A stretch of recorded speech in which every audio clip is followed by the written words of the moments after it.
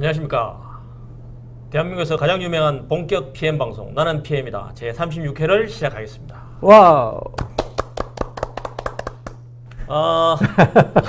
좀 허전한데요? 예, 그러게요. 죄송합니다. 별로 목소리도 안 좋은 제가 오프닝을 열어서요. 순간 이거 누가 해야 될지 준비도 안 했는데 그냥 막 해버렸습니다. 오늘 한동안 대표께서 다른 일이 있어서 못 나오시고 부득이 저하고 우리 김태형 소장 둘이서 진행하도록 하겠습니다. 오늘 게스트로 나오신 이두표 대표님 모시고 글로벌 기업의 피행 역량과 및 다양성 사례에 대해서 고견을 한번 들어보도록 하겠습니다. 자, 박수로 환영하겠습니다.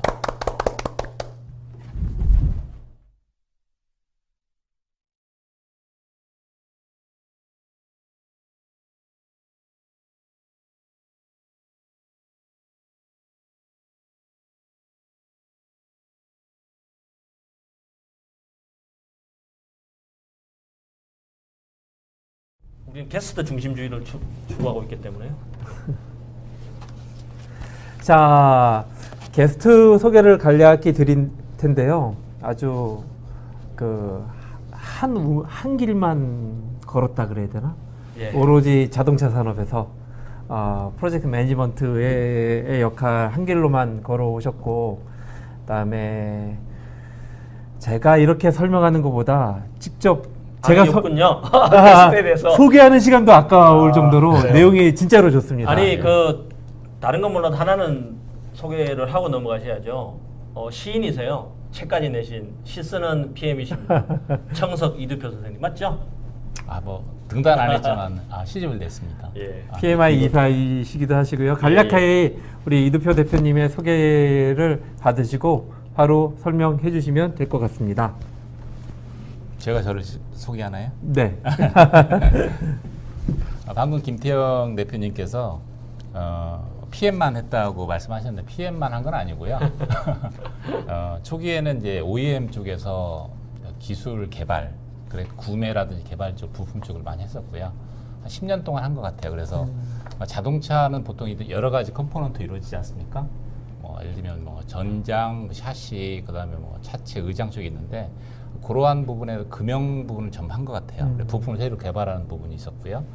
그런 부분을 마치고 나서 해외 개발 쪽을 했던 부분이 저에게는 많은 미국이라든지 유럽 이런 업체들 지사장님들 또 직원들을 만나면서 어떻게 보면 글로벌적인 마인드를 좀 가져왔던 것 같아요. 그러다 보니까 해외 업체에 대한 어떤 업무 패턴 그런 부분을 알게 되고 나갈 방향이 만약에 이제 회사가 좀 안 좋았을 경우 또는 어떤 상태가 좀 어떻게 안 좋았을 때는 제2의 대안으로서 어떤 그런 업체에 가서 일하는 것도 좋겠다라고 생각을 하고 있었는데 아시지만 제가 다녔던 회사가 좀 어려웠었어요. 그러다 보니까 그때 이제 IMF 지나고 나서 굉장히 어려워가지고 그때 이제 이직을 하게 됐죠. 그때 이제 선택했던 회사가 미국이냐 유럽이냐 했을 때 아무래도 이제 우리 문화하고 좀 가까운 독일계 회사로 가게 됐습니다. 처음에는 갈 때는 한 5년? 3년 생각을 했었는데 무려 16년 동안 재직을 했고요. 그러니까 OEM에서 10년, 부품회사에서 글로벌 기업이죠. 16년 동안 생활했고 보쉬에서 16년? 예. 16년 했고 그 중에서 PM은 마지막에 한 3, 4년 동안 했던 것 같아요. 그러니까 초반에는 아시겠지만 글로벌 회사 같은 경우는 PM을 보통 현재 두지 않습니다. 보통 안 두고 대부분 이제 기술 영업이라든지 프로젝트 생겼을 때 프로젝트 코디네이터 역할을 많이 시키거든요. PM 같은 경우는 이제 독일 현재 있고 그러다 보니까 주로 이제 초기에 기술 영업, 그 다음에 프로젝트 코디네이터, 그 다음에 PM, 마지막에 이제 2년 동안은 PMO까지 이런 식으로 이제 좀 발전한 것 같습니다. 이 정도로는 경력이 된 것 같아요. 오늘의 주제 같은 경우에는 어찌 보면 오늘이 시리즈인 것 같아요. 앞서의 PM 리더십도 이야기하고 또 그러니까 PMI 리포트도 어떤 PM의 역량이라든가 그러니까요. 다양성까지 맞춘 것 같아요. 지금의 주제는 어떤 글로벌 기업, 결국 보시죠. 거기에서 어떻게 PM을 위상이 어떻게 되고 어떻게 훈련을 시키고 있고 PM들이 어떤 커리어 패스로 자신의 프라이드를 지키면서 예. 서로 이 커뮤니티라 그래야 되나요? 그거를 그러니까 개인뿐만 아니라 회사의 PM 발전을 시키고 있다. 요 주제다라고 봐도 예, 될까요? 맞습니다. 사실 자동차 쪽이 아니신 분들은 보시라는 기업에 대해서 잘 모르실 수 있는데요. 우리 흔히 이제 자동차 와이퍼에 있는 그 보시만 많이 기억을 하시잖아요. 윈도우 브러시. 그건 사실 주 제품은 아니고 그러니까요. 애프터 서비스 우리가 예, 많이 예. 사실 애프터 서비스도 이제 콩글리시지만 이제 그 사후 이제 서비스의 부품이죠. 근데 서비스 하부에서 하는. 그렇죠. 예. 사실은 보쉬가 세계에서 가장 큰 자동차 부품 회사 중에 하나라고 보시면 되고요. 특히 한국에서 보쉬의 위상은요, OEM이라고 하는 자동차 제작사들이 절대 함부로 다루지 못하는 거의 유일한 회사라고 저는 생각을 하거든요. 바뀌어 있습니다. 예전 그 위상이 아닌가 보죠. 예. 어쨌건 전 세계에서 가장 유명한 자동차 부품 회사 탑3 안에 들 거라고 저는. 원티어가 몇 개 안 된다면서요? 티어 1이요? 네. 아니 뭐 100개 넘을걸요. 아, 그렇습니까? 티어는 많이 있죠. 숫자는 많아요. 근데 이제 그 OEM 앞에서 이렇게 자기 목소리, 자기 의견을 개진할 수 있는 티어 1이 많지가 않죠. 예, 그건 뭐 맞는 것 같습니다. 보쉬, 컨티넨탈, 컨티넨탈. 컨티 또는 뭐 델파이 또는 뭐 정도? 지멘스 그렇죠. 정도 되는 네. 것 같습니다. 보쉬 지멘스 정도. 예. 그다음에 일본에 그러고 보니 다 독일 회사네. 컨티넨탈도 독일 회사네. 덴소도 있습니다. 덴소. 일본에 덴소 일본에. 한국에서는 이제 별로 예, 안 덴소는 근데 사실 예. 한국에서는 미미하잖아요. 미미하지. 내용 너무 좋아요. 제가 지난번에 이 컨텐츠로 강의를 들었는데 너무 좋아서 졸랐습니다. 네. 들어보시죠. 한번 보시죠. 바로 할까요? 네. 예. 먼저 제목은 글로벌 기업의 PM 역량 강화 및 다양성 사례가 되겠고요. 먼저 이제 역량 강화 쪽이 아까 보니까 리더십 얘기도 많이 나왔었고 그래서 이쪽이 좀 자료가 많고 다양성 사례는 아무래도 이제 추세 자체가 다양성을 기업의 전략으로 좀 이용을 하고 있어요. 그러니까 다양성 자체는 예전에는 뭐 인정, 존중 쪽이었다면 지금은 그거를 좀 기업 전략으로 이용하고 있는 부분까지 지금 현재 확장 상태에 있습니다. 그런 부분에 대해서 좀 말씀드리겠습니다. 아무래도 다양성 하면 포인트가 그 여성에 대한 존중 부분이 좀 더 부각이 되겠다라는 걸 예측을 할 수 있겠죠. 자, 그러면 한번 보겠습니다. PM 역량 쪽을 말씀을 좀 드리겠습니다. PM 역량. 먼저 사실 좀 순서를 많이 준비했는데요. 전반적인 오버뷰, 그러니까 PM 역량 발전을 위한 일종의 거버넌스죠. 오버뷰를 좀 설명을 드리고요. 그 다음에 글로벌 기업에서는 PM 역량 향상에 대한 접근 방법을 어떻게 하는 건지에 대한 부분을 한번 설명드리고, 그 다음에 역량 강화에 대한 교육 프로그램이 있습니다. 이런 부분을 좀 서로 비교해 보면 좋을 것 같아요. 네. 그 다음에 PM에 대해서 사실 그 국내 기업 같은 경우는 PM이 어떤 그런 승진의 어떤 한계 이런 걸 많이 느끼지 않습니까? 그런 부분이 글로벌 기업에서는 어떻게 커리어 패스를 좀 올릴 수 있는지 이런 부분을 좀 여러분께서 보시고 쉽게 말해서 좀 미래 비전을 좀 크게 볼 수 있는 어떤 계기가 될 수 있을 것 같고요. 아까 LG전자 쪽에서 그걸 말씀드렸잖아요. 인증제도 그런 부분이 글로벌 기업 당연히 있겠죠. 예, 그런 부분이 조금 더 추가해서 말씀드리고 나서 그 다음에 역시 오늘의 주제는 역량 아니겠습니까? 그래서 PM에 대한 퀄리피케이션에 대한 매트릭스인데 이런 부분이 어떤 식으로 매저가 되고 그 다음에 실제 이제 프로젝트가 주어졌을 때 그런 부분이 어떻게 연관이 되는지 그러니까 어떤 교육을 받고 어떤 역량이 갖춰졌을 때 실제로 이 프로젝트에 투입하는 거 그런 연관관계도 좀 소개가 되겠습니다. 그래서 1번에서 5번까지가 PM에 대한 역량 부분이고요. 마지막 조금 한 시간을 내서 다양성 부분에 대한 접근을 좀 해보도록 하겠습니다. 먼저 이거 있나요? 보통 회사의 PM 비전?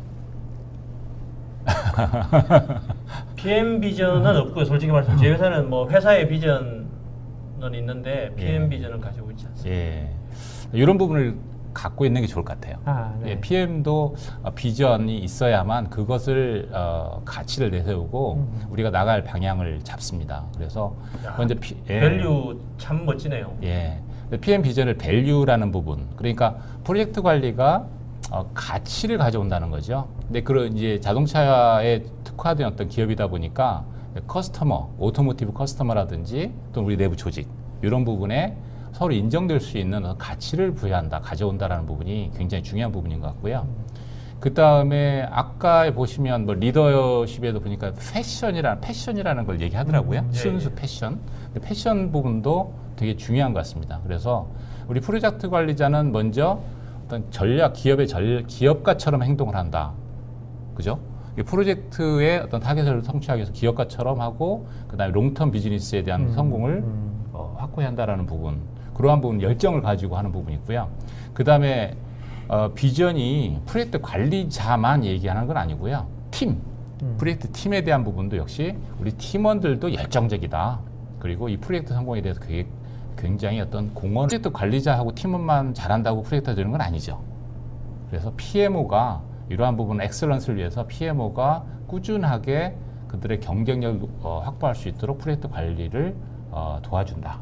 이런 부분이 들어가 있습니다. 저 PM 조직의 엑셀런스 수준에 따라서 그 이제 우리가 항상 그러니까 작은 조직일수록 겪는 문제가 뭐냐면 유능한 PM 한 명이 빠지면 그 PM 조직 역량 전체가 막 크게 흔들리는 그런 경우가 생기잖아요. 그런 면에서 보면 그 PM 팀의 엑셀런스라든지 그 PMO가 그걸 사실 서포트하는 역할을 하는데 굉장히 중요한 항목인 것 같습니다. 그래서 PM 비전 보면 가치가 있고요.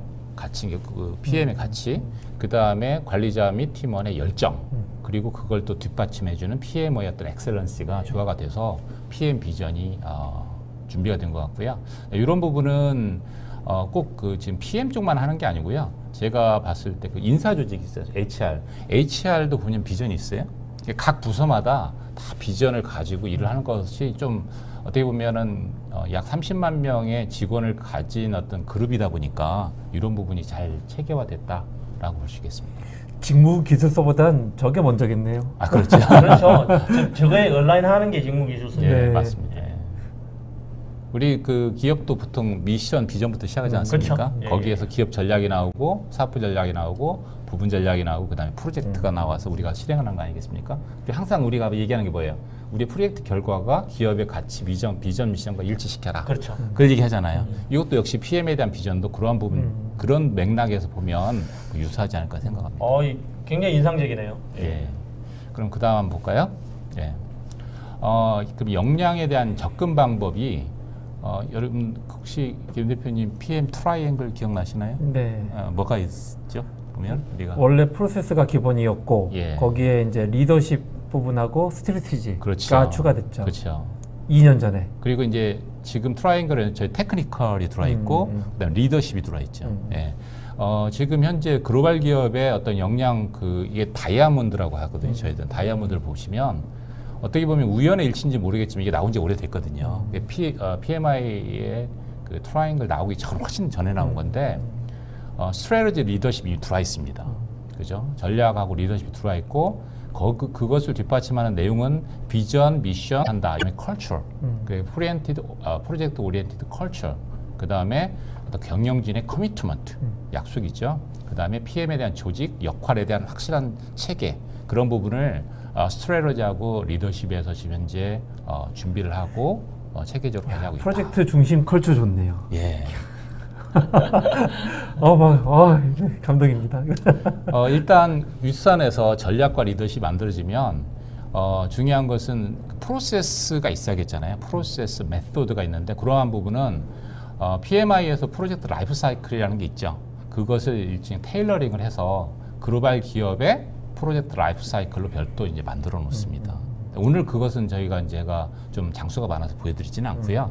그러니까 똑같은 어떤 용어라도 PM북에서 사용하는 용어가 있고 우리 기업이 좀 잘 이해할 수 있는 용어가 있지 않겠습니까? 예를 들면 범위 관리를 예를 들어 글로벌 기업에서는 리ኳ이어먼트 관리를 바꾸거든요. 그럴 수 있지 않겠습니까? 네. 그런 식으로 해서 우리가 맞는 어떤 용어를 바꾼다. 또 실행을 우리는 뭐라고 하냐면 익스큐팅이라고 하잖아요. 그걸 또 우리 임플리멘팅으로 바꿔서 또 사용을 합니다. 네. 또 그러한 차별성이 조금은 나타나지 않을까 생각하고요. 자, 프로세스 메소드는 프로젝트 라이프 사이클에 대한 모델을 만들어 놓고 그 부분을 서로 공유합니다. 그리고 글로벌 기업에서 제일 잘하는 게 그로서리 정리죠. 예. 그래서 용어에 대한 정리를 굉장히 그 글로벌 기업들 보면 약자를 많이 쓰거든요. 그 약자를 확실하게 디피니션하는 부분이 있고요.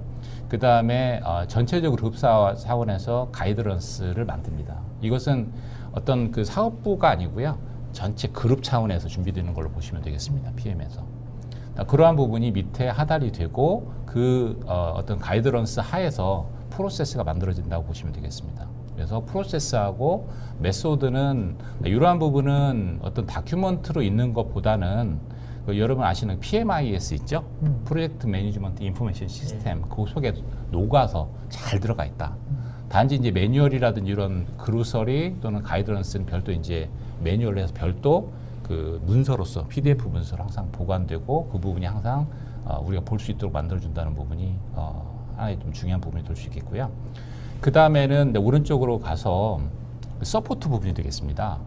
서포트는 보통 PMO라는 부분 조직 있지 않습니까? PMO가 제조기업 같은 경우는 엔터프라이즈 PMO 개념으로서 크지는 않아요. 크지는 않지만 PMIS를 아주 강건하게 유지를 하고 또 리스크 매니지먼트라든지 또는 시스템에 대한 업그레이드 때 PM에 대한 교육 이런 부분을 철저히 하는 부분이 되겠습니다. 그러니까 작지만 좀 일을 잘할 수 있다. 라는 부분을 많이 느꼈습니다. 이제 제 회사 같은 경우는 PMO가 그 역할에 더해가지고 예. 아마 그 회사도 그랬을 것 같은데요. 저희도 이제 그 프로젝트 현황에 대해서 전체 분석 보고를 써가지고 예. 먼슬리로 글로벌 PMO 리포트라고 각 그 지역의 PM 디렉터한테 이렇게 보내주거든요. 그런 부분은 너무 이제 프로젝트가 많기 때문에 그 시스템으로 해요. 시스템으로 시스템상에서 코피 차트가 나오면 우리가 아까 뭐 레드, 옐로우, 그린 있지 않습니까? 레드가 되어 있는 부분이 있다면 그런 거 시스템상으로 이제 이메일로 원이 오죠. 오죠. 그러면 다시 들어가서 그걸 확인을 하고 그런 부분. 그러니까 강력한 통제형은 아니고 시스템상으로 이제 경고 주는 수준으로 보통 큰 기업들은 움직이고 있다. 근데 제가 말씀드린 거는 이제 이거 분석 보고서가 그 이제 그 PM 디렉터 이상급에서 참조하라고. 우리가 뭐 레드는 몇 개가 그게 이제 일종의 언라 차원은 아니고 분석 보고서 차원으로. 뭐 아시겠지만 PMO가 다양한 PMO가 존재합니다. 그렇죠. 그러니까 제가 여기에서 말씀드린 PMO는 쉽게 PM에 대한 시스템 관리 쪽만 말씀드린 거고요. 프로젝트 PMO는 각 영역별로 숨어 있죠. 그래서 비즈니스 유닛별로 따로 있는 건가요? 그렇죠. PMO가 그러니까 전부 있고 실제로 중요한 프로젝트에서는 그 PMO를 별도 만들어서 프로젝트를 관리하는 조직이 워낙 크니까 그렇죠. 그래서 예를 들면 뭐 큰 어떤 M&A가 있다. 또는 뭐 어떤 라인 트랜스퍼가 있다. 그랬을 때는 굉장히 많은 프로젝트들이 나오거든요. HR이라든지 IT라든지 그럴 때는 각각의 프로젝트를 관리할 수 있는 임시적인 프로젝트 PMO가 탄생이 됩니다. 사실 제가 했던 부분은 그 부분이었거든요. 왜냐하면 엔터프라이즈 PMO는 이미 독일에 있으니까. 좀 생소하시겠지만 밑에 피아 워크샵이 있는데요. 프로젝트 이니셔링 엑스플로레이션. 이게 뭐냐면 일반적인 프로젝트보다는 굉장히 복잡하거나 중대한 프로젝트가 있을 때 일반적으로는 프로젝트 시작할 때 킥오프만 하고 보통 롤 앤 리스폰시빌을 정한다든지 일정이라든지 원가에 대한 어떤 그런 부분을 하고 이제 쭉쭉쭉 나가잖아요. 근데 저것은 뭐냐면 이해관계자들이 더 집중적으로 인텐시브하게 모여가지고 더 깊게 일정이라든지 그 리스크라든지 이런 부분을 더 깊게 준비한다고 보시면 되겠습니다. 하루 정도 이렇게 하는 건가요? 그 날짜는 정해지지 않고 보통 2일 정도, 3일 정도 하는 걸로 돼 있고요. 저기에는 효과성이 검증이 돼야 하잖아요. 효과성은 내부적으로 굉장히 많은 걸로 그렇게 현재 보고가 되고 있습니다. 그래서 파이로트 그러니까 굉장히 변화가 많은 제품일 경우는 피아 워크샵을 스트롱리 리코멘드 한다라고 볼 수 있겠습니다. 스테이크홀더 다 들어와서 키 스테이크홀더, 키 스테이크홀더. 다른 프로젝트 지금 정말 초청하기 힘드니까요. 핵심 프로젝트 관리 팀은 전부 저기에 이제 들어와가지고 워크샵을 실행한다. 보통 그 워크샵을 할 때도 전문 퍼실리티가 있어요. 그러니까 보통 워크샵 하면 우리 내부적인 팀원이 좀 이렇게 알아서 좀 잘하시는 분이 하지 않습니까? 근데 이제 글로벌 기업 같은 경우는 전문 퍼실리티를 양성을 해서 그분은 정말 프로예요. 정말 프로예요. 전담해서. 그래서 아주 스킬이 뛰어나서 그분은 이렇게 보니까 나중에 회장님하고도 이렇게 인터뷰를 하시더라고요. 굉장히 약간 보면 좀 유머러스하게도 생겼는데 자꾸 이 의견을 끌어내는 기법 자체가 상당합니다. 그래서 그 있잖아요. 공을 던지고 받고 하면서 의견을 막 끌고 그 다음에 굉장히 긴장된 분위기를 풀어헤치고 이런 부분을 만드는 그분은 이제 아무튼 내부적인 모든 거의 워크샵을 그분이 하는 것 같아요. 그분뿐만 아니고 또 한 몇 분 있는 것 같습니다. 네. 그리고 왼쪽에 이제 독일어라 저도 그 RK 사실 독일어는 몰라요. 근데 일단 이렇게 이해하시면 될 것 같아요. 글로벌 기업의 PM에 대한 인증이다. 처벌 받으면 PM에 대해서는 그래도 내부적인 인증이 굉장히 우수한 내부에서 네, 그렇죠. 전문가로 네. 인정되는. 그래서 쉽게 원한다고 되는 건 아니고요. 부장급 이상에서 어느 정도로 PM 쪽에 많이 오리엔트 되어 있는 분에서 선별해서 왜 그러냐면 저게 돈이 많이 들어갑니다. 돈이 많이 들어가서 중국에서 교육을 받고 그러다 보니까 상당한 돈이 들어가고 그 다음에 기간도 길어요.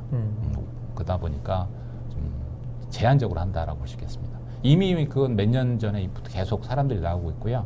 보시코리아에서도 몇 분이 저쪽에 들어가셔서 합격을 했습니다. 방법은 PMP는 당연히 이제 그 속에 들어가 있는 거고요. PM복만 이해하는 게 아니고 그 앞에서 얘기했던 어떤 회사의 비전, 미션, 전략 이런 부분을 잘 이해하고 그다음 내부 프로세스가 또 좀 틀리잖아요. 그런 부분을 잘 이해하고 그 다음에 실질적으로 프레젠테이션 스킬이라든지 어떤 임기응변적인 어떤 질문에 어느 정도 PM에 대한 깊이가 있는지까지 측정이 되고 1시간 동안 인터뷰를 하거든요. 네. 그래서 일단 기본적으로 영어를 잘해야 돼요. 그런 부분까지 포함시켜서 진행이 되는데 아무래도 좀 한국 분들은 좀 불리한 면이 있는 것 같습니다. 왜 그러냐면 외국 분들은 자기들끼리 하잖아요. 근데 한국 분들은 또 서툴 영어까지 하면서 하다 보니까 굉장히 많이 부담을 가지고 있습니다. 근데 하고 싶어 합니다. 왜? 굉장히 중요한 서티피케이션. 그거 되고 나면 무슨 뭐 인센티브라든지 아니면 모티베이션이라든지 그런 게 있나요? 그 자체가 인센티브죠. 아, 그런가요? 그러니까 그런 교육을 받는 자체도 굉장히 크죠. 아니 이제 혹시 뭐 그걸 끝나고 나서 인증을 받으면 예를 들어서 뭐 임원급으로 승진한다든지 그건 개런티까지는 안 돼 있습니다. 예. 근데 이제 좀 이따 제가 이제 커리어 패스를 보여드릴 건데 아무래도 퀄리피케이션을 좀 통과하신 분이 거기에서 좀 유리한 위치를 차지하고 있지 않겠습니까? 가산점이. 그렇지 아무래도 꼭 강한 연관성을 얘기하는 것보다는 아무래도 우선순위에서 좀 유리하지 않을까 생각합니다. 자 그럼 다음에 한번 보겠습니다. 보통 그 PM복은 우리가 지금 현재 5판까지 나와 있는데 PM복을 보통 프로세스로 테일러링해가지고 회사에서 많이 사용하지 않습니까? 근데 저도 깜짝 놀랐던 부분이 뭐냐면 RB 그러니까 로봇봇이죠. RB PM복이 있더라고요. 예, PM복을 나름대로 장수는 많지 않지만 그래도 나름대로 그 PM복을 만들어놨어요. 그 내용을 보면 속에 아까 말씀드린 뭐 라이프 사이클 또는 그로서리, 그 다음에 미션, 비전 뭐 이런 부분이 다 녹아서 들어가 있고 밑에 쪽은 PM복에 있는 내용이 어떤 중요한 어떤 계략적인 내용을 다 담고 있습니다. 우리가 흔히 말하는 뭐 트렌드 테크닉, 인풋, 아웃풋이 상세하게 들어가 있는 건 아니고요. 그 PM복의 어떤 중요한 앞에 목차 부분. 이게 그 PMI PM복 베이스인 거네요, 그러니까. 네 맞습니다. 아까 그 다이아몬드에 있는 언급되어 있는 거에 다 녹아 들어가 있는 거죠. 한 60쪽 정도 되는 것 같네요, 보니까. 그보다 좀 적어요. 적어요. 예, 적습니다. 그래서 아무래도 그 큰 시장이 미국이다 보니까 물론 유럽에 있으면 우리가 흔히 이제 IPM이라든지 또는 프린스토를 생각할 수 있지 않습니까? 네. 근데 거대 시장이 미국이다 보니까 아무래도 글로벌 업체를 지향하고 있는 업체들은 PMI 방식을 많이 따르고 있고요. 집중적으로 또 PMP라든지 이런 부분을 많이 획득을 하고 있습니다. 우리 회사에서 당연히 지원되겠죠. 네. 이것은 좀 우리나라 대기업으로 얘기한다면 우리나라 대기업도 나름대로 이런 부분을 좀 벤치마킹해서 회사의 미션, 비전, 그 다음에 테일러링 프로세스를 포함시켜서 나름대로의 대기업 이름 앞에 쓰고 그 다음에 어떤 PM복을 하나 만들어 놓은 것도 좋지 않을까 생각합니다. 참 그게 되게 중요한데 아까 PMIS 코피 센터 말씀하셨는데 그 미션 비전하고 이 PM복하고 자체 PM복하고 코피 센터가 얼라이먼트가 맞아야 되는데 다 옛따로 뭐 이렇게 되는 회사가 많으니까 안타깝네요. 일단 시간이 좀 필요할 것 같아요. 우리나라에서 지금 이제 특히 제조 같은 경우는 PM이 많이 성숙되지 않았다는 거 우리가 알고 있잖아요. 그래도 지금 이제 열심히 준비하고 시작하는 기업들이 있지 않습니까? 그런 기업은 저희들도 지원을 당연히 해드려야 하는 거고요. 그다음에 잘 될 수 있도록 PM 전문가들이 많은 그런 노력을 할 필요가 있을 거라고 생각합니다. 카피가 아닌. 그렇죠. 다음은 PM의 역량 강화 교육 프로그램을 한번 보겠습니다. 보통 PM 하면 프로젝트 관리자만 교육받는다라고 생각할 수 있지 않습니까? 그렇죠? 근데 영업은 어떻습니까? 구매는 어떻고 회계는 어떻고 결국은 PA 프로젝트 관리하다 보면 그 오가니즘 브레이크다운 스트럭처 조직에 대한 어떤 그 구조하고 항상 연관관계 있잖아요. 지원을 받잖아요. 회계라든지 구매라든지 그렇기 때문에 프로젝트에 대한 기본 교육은 가능하면 전 사원이 받는다. 가능하면. 그래서 특히 영업 쪽은 당연히 포함이 되고요. 그 다음에 꼭 그 프로젝트 조직이 아닌 오퍼레이션 조직이라도 맨데토리는 아니더라도 많은 사람들이 프로젝트 매니지먼트 베이직을 받도록 한다. 우리 이 교육 이름 이제 프로젝트 매니지먼트 펀더멘탈이라고 보통 부르거든요. PMF. 한 번 받으면 보통 많이 잊어버리지 않습니까? 그러다 보니까 한 번 좀 반절 정도 하고 똑같은 내용은 아니고 그 연결해서 나머지 뒷부분 연결시켜서 베이직 2, 펀더멘탈 2까지 해가지고요. 약간 6개월 정도 주기를 가지고 시행을 하고 있습니다. 일단 이 과정이 끝나면 직원들의 의식이 좀 바뀌는 것 같아요. 뭐냐면 프로젝트 관리는 회사에서 굉장히 많이 신경을 쓰는구나. 중요하다. 그 다음에 뭐 많이는 모르더라도 용어에 대한 부분이 좀 친숙하잖아요. 그렇죠. 그러다 보니까 프로젝트 관리에 대한 기본 용어가 익숙해지고 프로세스는 내가 뭐 PM을 안 하지만 PM에서 하는 프로세스에 내가 어느 정도 이게 매칭시켜서 도와줘야겠다 이런 부분까지는 서로 인식이 되는 부분이 있고요. 그 다음에는 리더십 쪽이 있는데 그 T1은 이제 사실 그거거든요. 그 테크니션 쪽 이거 별도 좀 제가 여기 생략을 하겠습니다. 리더십 같은 경우 보통 차장에서 부장급은 진급을 할 때 PM2라고 저희가 부르는데 프로젝트 매니지먼트 포 익제큐티브 그러니까 경영자가 되기 위한 그런 프로젝트 관리. 보통 경영자가 되면 우리가 신경 써야 할 게 뭐냐면 조직 구조라든지 그다음에 소프트 스킬 리더십 아니겠습니까?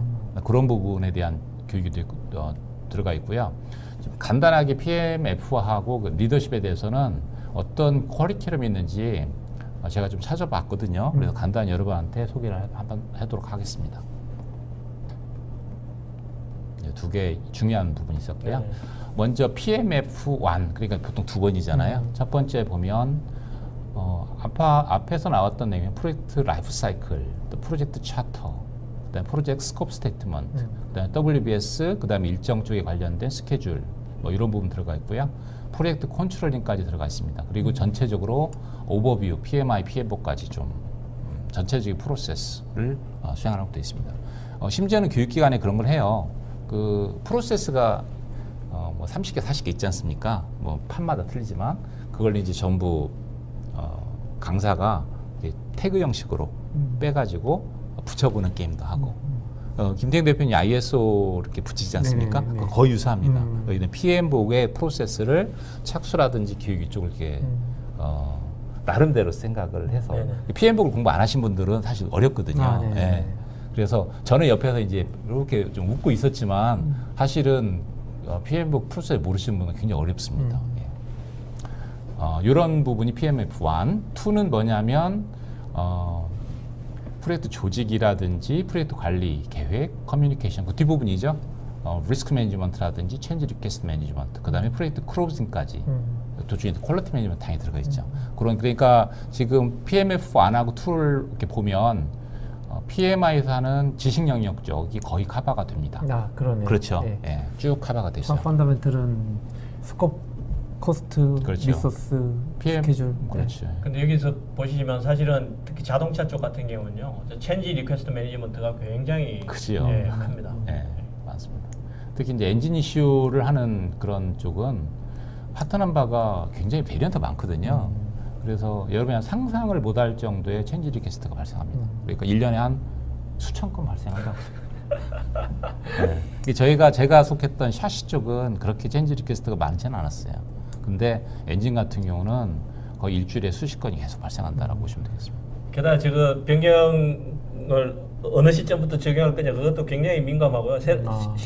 심지어 좀 매스 프로덕션 단계에 또 변경이 중간중간 생기잖아요. 그러면 며칠 생산분까지는 몇 노트까지는 뭘 정하고 그다음에 뭘 정하고 이런 것들이 굉장히 중요하게 자동차 쪽에 달라지죠.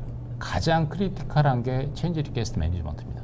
예, 실상은. 그래서 저 부분은 항상 악유가 되는 부분이기 때문에 아주 크리티컬한 부분에, 그러니까 우리 자동차하고 거래를 할 때 체인지 매니지먼트에 대한 프로세스를 어떻게 할 거냐.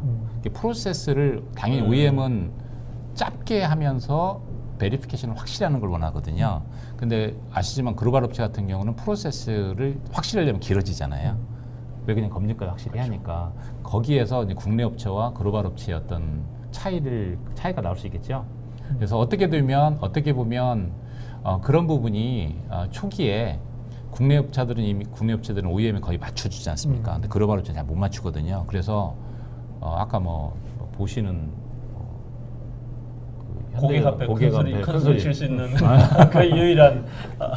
근데 이러한 미시적으로 어떤 업무에 들어가면 큰 소리 칠 수가 없습니다, 사실은. 그렇죠? 왜 그러냐면 회사는 프로젝트로 어떻게 보면은 먹고 사는 조직인데 지속적인 성장을 위해서는 프로젝트 계속 수주해야 하는데 이런 부분이 계속 걸림돌이 돼서 크리티컬 포인트를 찍혀버린다면 향후 프로젝트 수주에 상당히 좀 어려움이 있겠죠.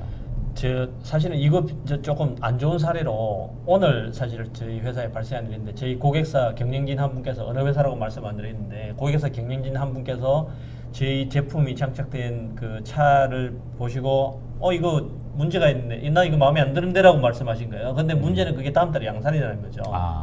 근데 다음 달 양산이면 지금 들어가는 부품은 전부 양산 툴에서 나오는 시제품이 들어가야 되는데 그거를 설계 변경하라고 그러는 거예요. 원래 우리 자동차 개발 프로세스는 그거는 적용하면 안 되는 거죠. 안 되죠.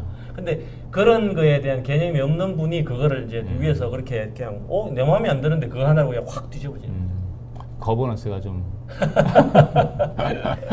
오늘 자동차 도면에 계신 두 분이 오셔서 이제 물 만난 것 같습니다. 네, 다음 볼까요?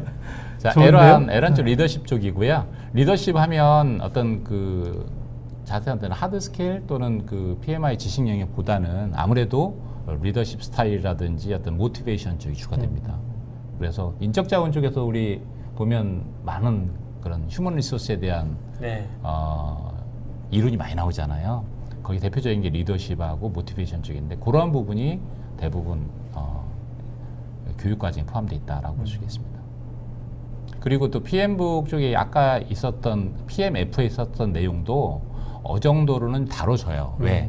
아무래도 좀 또 많이 잊어버렸잖아요. 리마인드 개념으로. 리마인드 개념으로 좀 많이 해줍니다.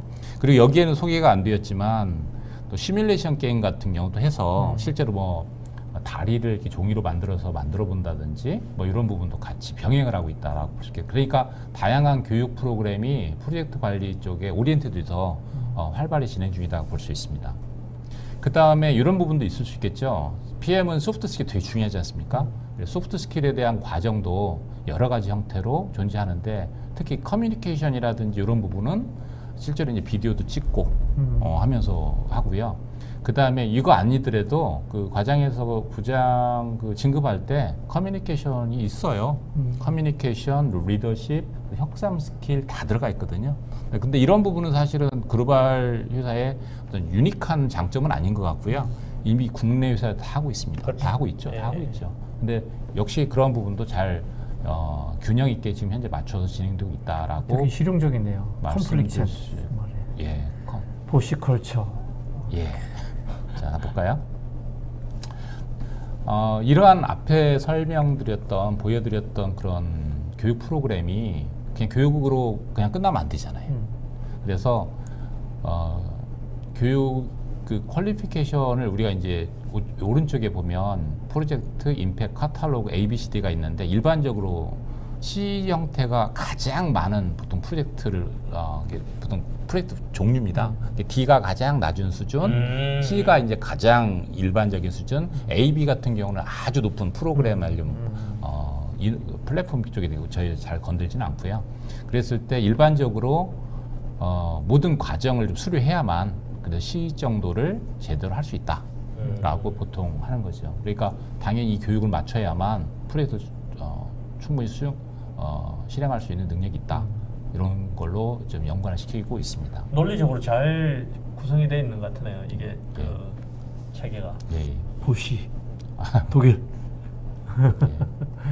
일단 자부심을 PM하시는 분들이 많이 느끼고 있다. 그다음 PM은 아무나 시키는 게 아니더라.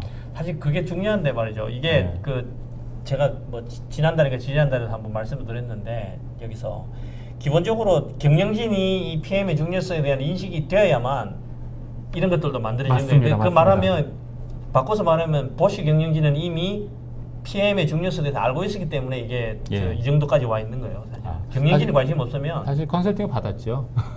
그러니까 그것도 관심 있으니까 컨설팅을 받고 뭐 문제를 발견했던가 조직을 바꿨고 PM 오리엔트 되는 조직을 바꿨고 그러니까 PM이 굉장히 많은 일을 하지 않습니까? PM만이 집중할 수 있는 쪽의 어떤 조직을 바꿨죠. 그래서 기술자 사실 그 PM과 밑에 팀 매니저의 어떤 그런 관계에서 테크니컬 쪽이 굉장히 어렵잖아요. PM들이. 그래서 이제 TPM이라고 해서 테크니컬 프로젝트 매니저를 따로 둬서 기술적인 부분은 그분이 책임을 지고 나는 전체적인 프로젝트를 보겠다. 뭐 이런 쪽으로도 있고 커스터머에 대한 인터페이스를 많이 하고 기술적은 얘가 책임지고 대신 TPM은 또 PM 밑에 있는 거죠. 그런 식으로 조직화돼 있기 때문에 사실은 인적 자원이 좀 더 많이 들어가요.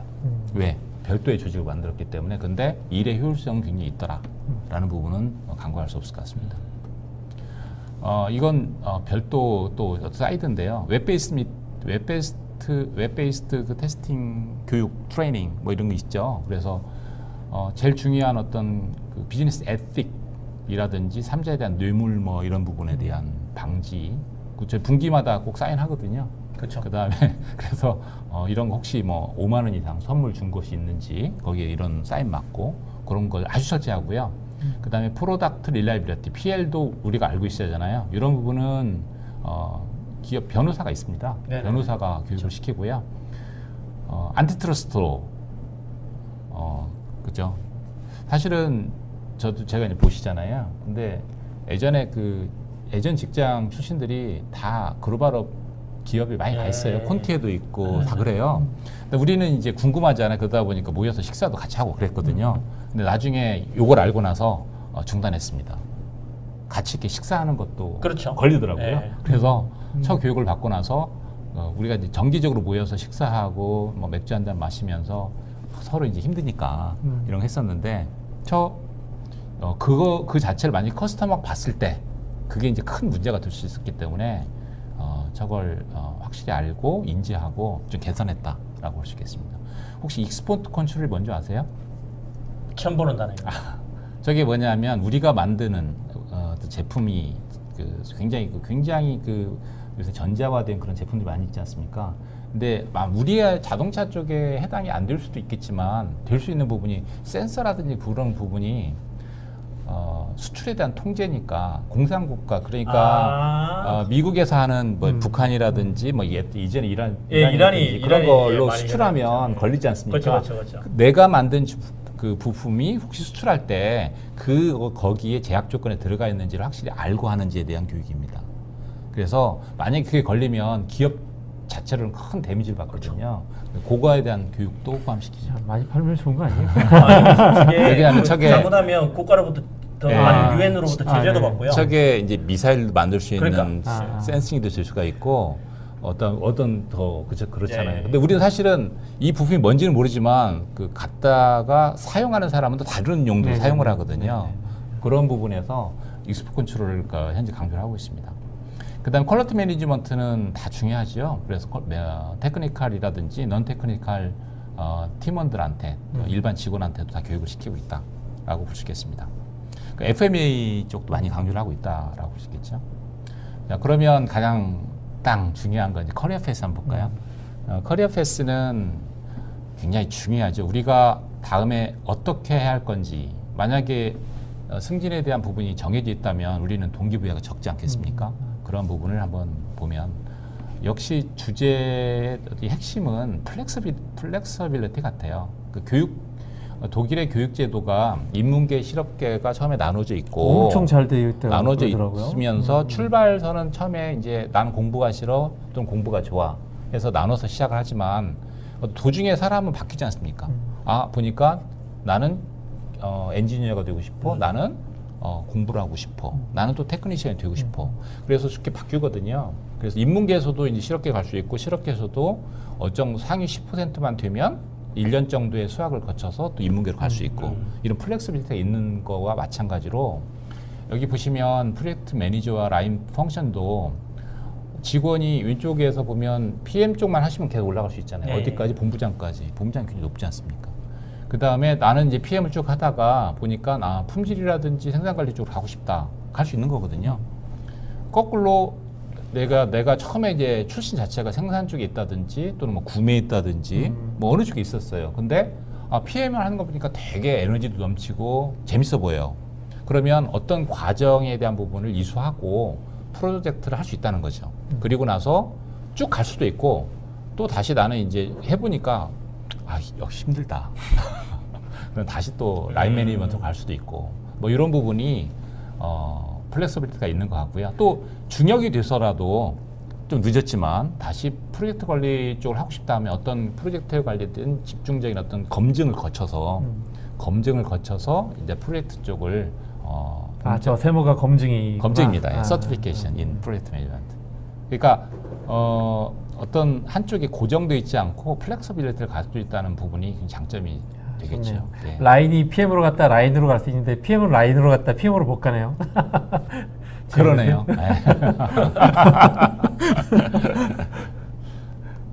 자, 그러면 역량 쪽 보겠습니다. 이게 제가 사실은 좀 내부 자료이기 때문에 그 가운데 쪽은 약간 가려놨는데요. 좀 이해하시고요. 중요한 것은 그 가운데 내용이 아닌 것 같습니다. 왼쪽에 컴페턴스에 대한 중요한 8가지 항목이 되겠고 두 가지로 접근할 거예요. 하나는 자동차 분야에 대한 역량을 아마 접근할 거고요. 두 번째는 보시에도 비자동차의 분야가 있거든요. 그분들도 뭔가의 역량, PM에 대한 역량 부분이 있을 수 있잖아요. 먼저 자동차 분야를 말씀드리면 컴페턴시에 대한 내용을 쭉 읽어보시면 establishing contact, 그러니까 커스터머라든지 어떤 사람들과의 어떤 컨택에 대한 어떤 액티블리하게 하는지에 대한 부분이겠죠. 그 다음에 프레젠테이션, 그 다음에 모델레이팅, 그 다음에 네고시에이션, 그 다음에 이제 글로벌 프로젝트가 많다 보니까 인터컬처라든지 인터디스플리너리 코퍼레이션 쪽, 그 다음에 잉글리시 랭귀지 컴페턴시는 사실은 현지 우리와 어떤 OEM 간의 문제보다는 우리와 내부적인 어떤 그런 것 때문에 사실 들어가는 거거든요. 왜 그냥 우리 엔지니어들 계속 텔레컨퍼런스를 하루에 한 번씩 계속 하니까 한 2시간, 3시간 하니까 영어 중하고요. 사실은 좀 독일어까지 잘 하시면 좀 어드밴티지가 있다라고 볼 수 있습니다. 그 다음에 커스터머 오리엔티드 thought and action, 커스터머 고객 지향에 대한 생각이라든지 행동, 마지막에는 컨셉 앤 이노베이션, 혁신적인 부분이죠. 야, 역량의 고객 중심의 사고와 행동이 있구나. 예, 있습니다. 보시면 하드 스킬보다는 소프트 스킬이 많고요. 그죠? 그러니까 하드 스킬은 그냥 기본적인 다 갖고 있는 거고, 그리고 여기에서 좀 어려운 부분이 협상이 좀 어렵죠. 그 다음에 혁신 쪽이 어렵죠. 그렇기 때문에 그 부분은 레벨 4 정도의, 물론 이제 레벨 1에서 5까지는 레벨 1은 뭐고, 레벨 2는 뭐고, 레벨 3는 뭐고, 이게 다 정해놨겠죠. 그런 부분 딱 디피니시 되어 있는 거고, 나머지 부분은 레벨 5를 기준으로 하고 2가지 빼고요. 이게 만약에 안 된다, 그럼 교육이라든지 이런 자구의 노력을 해야만 퀄리피케이션을 가질 수 있다라고 현재 내부적인 가이드를 하고 있습니다. 좀 정리를 해볼게요. 제가 이제 그 컴페턴시를 보면 집중적인 앞에 쪽은 커다란 8개 부분이라면 더 세세하게 컴페턴시 그룹을 정해놨습니다. 그래서 6가지 정해놨고요. 레벨 1에서 6까지 이게 뭐 예를 들면 우선순위가 반드시 있다라는 얘기는 아닙니다. 그냥 이게 그룹핑이니까요.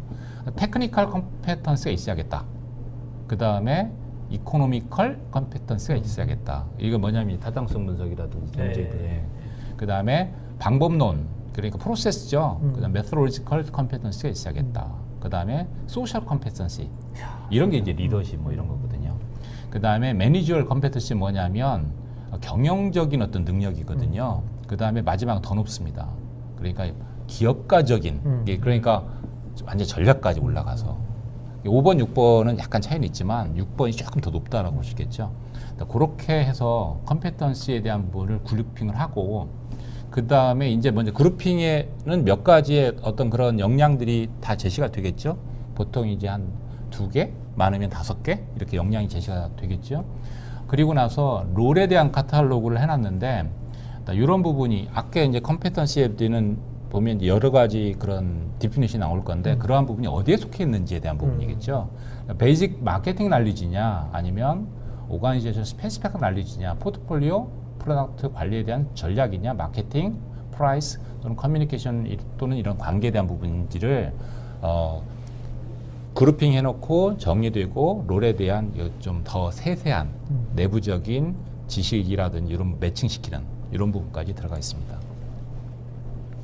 제가 커서가 되나요? 네. 네. 되나요? 안 보이는데. 여기 보시면 이쪽이 보이십니까? 이쪽이 테크니컬 컴petency, 이코노미 이렇게 쭉 있고요. 가운데에 대한 컴petency 모델, 그 다음에 왼쪽이 보시면 BCD 이렇게 있잖아요. 이게 이제 뭐냐면 스페시픽 날리지라든지 이런 부분이 이제 포함되어 있고요. 오른쪽에 보면 레벨이 1등 1번에서 5번까지 있는데 그러면 레벨 1에서 5까지 해서 어느 수준까지 돼야만 프로젝트 관리를 할 수 있느냐 이런 부분을 디피니션 하고 있습니다. 이것은 내부적인 어떤 굉장히 많은 노력을 통해서 했고요. 예. 그 다음에 컨설팅도 받았고요. 그 다음에 PM만 돼 있는 게 아니고요. 거의 내부적인 직군에 다 돼 있다. 그러니까 그러니까요. PM 오리엔트도 돼가지고 이렇게 다 컴petency만 해놓은 건 아니고 우리가 뭐 직함, 알캄, 뭐 그다음에 영업, 그다음에 뭐 엔지니어들도 다 이런 역량이 다 디펜시 돼 있다. 단지 그 레벨은 조금씩 어떤 컴petency 따라 틀리다라고 볼 수 있겠죠. 저런 게 좋은 것 같아요. 하나의 역량에서 다 볼 수 있게끔. 그렇죠. 레벨만 좀 바꾸면 되니까. 그리고 예, 그래서 어떤 역량은 필요 없는 게 있겠죠. 그래서 실제로는 이제 역량이 보면 더 많죠. 근데 PM에 속한 역량은 이만큼 되겠죠. 근데 그런 부분을 제가 잠깐 보여드리겠습니다. 예. 그 다음에 이런 부분이 테일러링이 돼서 자동차 아닌 기업들은 다음과 같이 하고 있습니다. 보통 10가지 부분인데 혹시 렉스로스 들어보셨습니까? 아니요. 안 들어봤습니다. 네. 보통 아까 인더스트리 4.0 로봇 자동화. 그렇구나. 예. 그래서 플란트 쪽 많이 하죠.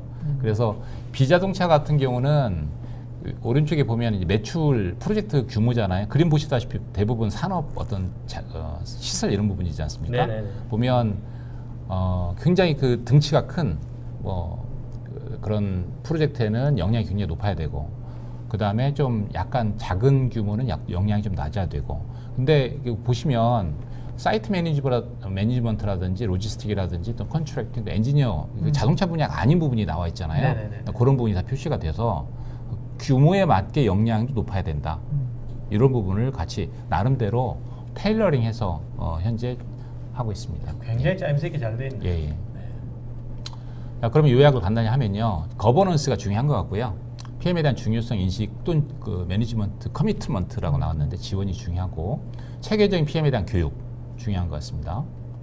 그 다음에 PM 역량 모델에 대한 실제 업무를 연계시켜 주는 거. 역량 모델이 업무에 이제 실제 적용되는 부분 그리고 PM에 대한 동기부여 커리어 패스 물론 자격증 비용 당연히 지원이 포함이 되겠죠. 이런 부분이 컴petency에 굉장히 중요한 부분이 되겠습니다. 거버넌스도 계속 할까요?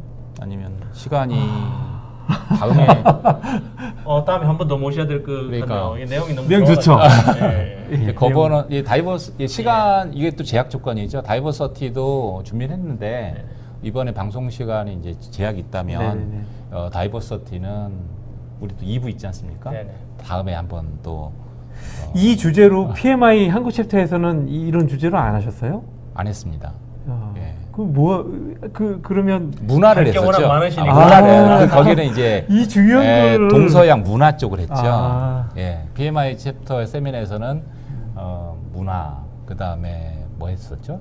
하도 많이 해가지고 그다음에 주로 이제 교육되는 뭐 기술적인 부분 했었는데 가끔 다이버시티는 좀 집어넣긴 집어넣었어요. 근데 이제 집중적으로는 하지 않았죠. 타이틀 주제가 아니고 요즘 어찌 보면 제가 이제 개인의 역량, 그러니까 이게 프로젝트 관리가 아니라 이 주변의 환경적인 측면과 조직적인 역량과, 그러니까 조직적인 환경과 개인의 역량 요거 상당히 고민하고 있는 차에 알겠습니다. 이두표 대표님 그 나중에 한 2, 3개월 뒤에 다시 한번 모셔야 될 것 같아요. 지금 그 해야 될 것도 많고 사실 질문과 대답도 좀 있는데 지금 질문 대답 시간도 좀 안 될 것 같고 다음에 한 시간 괜찮으시면 2-3달 뒤에 한번 오셔서 시리즈 투를 한번 해주시죠. 내용이 너무 좋네요. 처음입니다. 시리즈 투로 가는 거. 네, 그리고 지금 뭐 보셨겠지만 뭐 기업 뭐 보시라는 아까 뭐 모두 말씀드렸지만 세계 최고의 자동차 부품 기업이거든요. 그쪽에서 가지고 있는 이 체계가 굉장히 좀 본받을 만한 것들도 많고요. 시사하는 바도 되게 큰 것 같습니다. 그래서 IT 기업에서도 이 철학을 가지고 접목할 것도 상당히 많은 것 같습니다. 그래서 오늘 그냥 이두표 대표님 처음부터 혼자 했어도 괜찮을 것 같은 주제인데요. 뭐 아쉽지만 오늘은 이걸로 마치고요. 저희가 시즌 2로 조만간 한번 다시 모시도록 하겠습니다. 자, 그럼 오늘 그러기 전에 딱 한 질문 하나만. 그러니까 지금 이제 출사표라 그래야 되나요? PM 시장에서의 어떤 출사표를 그러니까 물론 출사하셨는데 거기를 대비하는 어떤 마음가짐 전략 있으면 간략하게 좀 소개를 부탁드려도 될까요? 뭐 특별한 어떤 전략을 사실은 비밀인가? 없고요. 없고 대신 이제 준비는 했었다. 준비를 했었다라는 부분하고 저희 이제 인생의 모토가 있더라. 그러니까 제가 이제 인생 키워드로 가끔 얘기를 하는데 건강이라는 부분 우리가 지켜야 할 항상 건강이라는 부분이 참 중요한 것 같고요.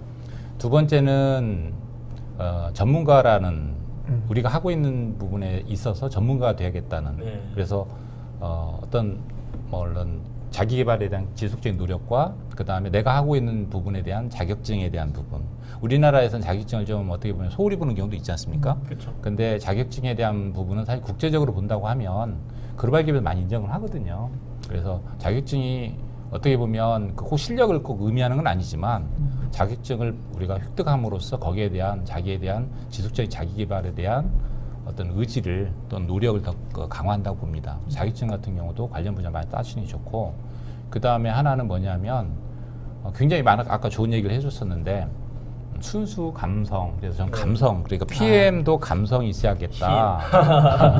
그래서 이모션에 대한 부분 물론 감성 지수라는 것도 있지 않습니까? 굉장히 지금 팀원들이 막 혼동할 때 그걸 같이 동조하지 않고 그걸 잘 통제하면서 이겨내면서 리드할 수 있는 게 또 리더십이기 때문에 감성 지수가 높은 감성 그리고 실제적으로 리더는 그 마지막에 먹는다라는 그 사이먼 사이닉의 어떤 그 테드의 동영상을 보면 저도 이제 그 샌디에고에서 만났었거든요. 리더는 형식적인 사랑이 아니고 부하에 대한 헌신적인 진짜 어떤 사랑을 진짜 가지고 항상 있어야만 그게 어느 순간에 잘 나타난다.